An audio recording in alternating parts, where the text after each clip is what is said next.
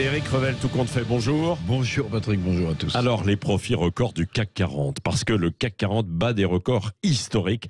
Les actions atteignent des sommets. Vendredi, l'indice boursier phare de la Bourse de Paris était à 7437 points, loin des 4-5 000 il y a quelques années. Oui, le CAC 40, je rappelle, qui regroupe les 40 plus grands groupes français dans l'indice phare de la Bourse de Paris, n'est plus très loin des 400 points. C'est une progression de 14% par rapport au début de l'année, du jamais vu. Alors ça vous dit peut-être rien, mais pensez qu'en septembre, cet indice, le CAC 40, était à 5600 points, c'est-à-dire qu'il a gagné près de 2000 points. Ce mouvement haussier est quasi généralisé sur tous les marchés financiers mondiaux.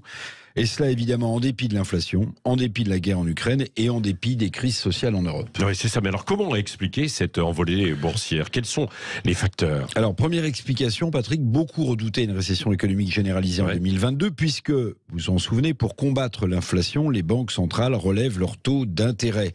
Et d'ailleurs, ça continue ce relèvement de taux d'intérêt aux États-Unis. Mais globalement, ce scénario noir de récession ne s'est pas produit en 2022. Les entreprises, ont continué à vendre et affichent de bons résultats globalement. Deuxième explication, plus structurelle, la Chine, deuxième économie mondiale, redémarre après ces nombreux confinements dus à la crise Covid. Et notamment, elle redémarre pour les produits de luxe. Et on le sait, nous avons de grands champions mondiaux en France, comme Kering, Hermès, L'Oréal, et bien sûr LVMH, dont la capitalisation boursière atteint 410 milliards d'euros. Cette remarquable tenue des groupes de luxe français, c'est aussi bon pour l'emploi, notamment en France. Imaginez que l'action LVMH a gagné 21% depuis le 1er janvier 2023. C'est un record historique. Nos groupes technologiques ne sont pas en reste, comme Orange, ou nos groupes industriels comme Airbus, ou même ailleurs dans d'autres secteurs comme Pernod. Tous ces groupes affichent de bons résultats. Si les résultats sont bons, les actions sont achetées et le CAC 40 grimpe. Oui, mais c'est assez étonnant. Il y a comme une forme de décalage entre, on l'entendait, San Marina et tout un tas de secteurs qui ferment là aujourd'hui, et puis ces gains boursiers et le vécu quotidien des Français qui voient exploser les prix. Éric Revel, il y a une forme de déconnexion totale.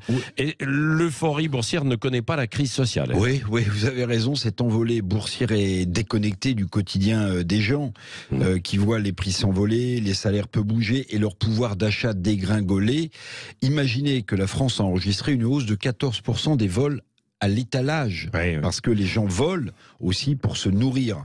Cette déconnexion est frappante. Elle, en 2022, elle incarne aussi, vous savez, ce que Alan Greenspan, le patron de la Banque centrale américaine, appelait l'exubérance irrationnelle des marchés. Cette déconnexion illustre donc, avec l'actuelle guerre en Ukraine, avec l'inflation, un proverbe boursier qui est bien connu, qui est dans la tête des boursicoteurs. Ce proverbe, je vous le donne, je vous le rappelle, acheter au son du canon et vendre ses actions au son du clairon.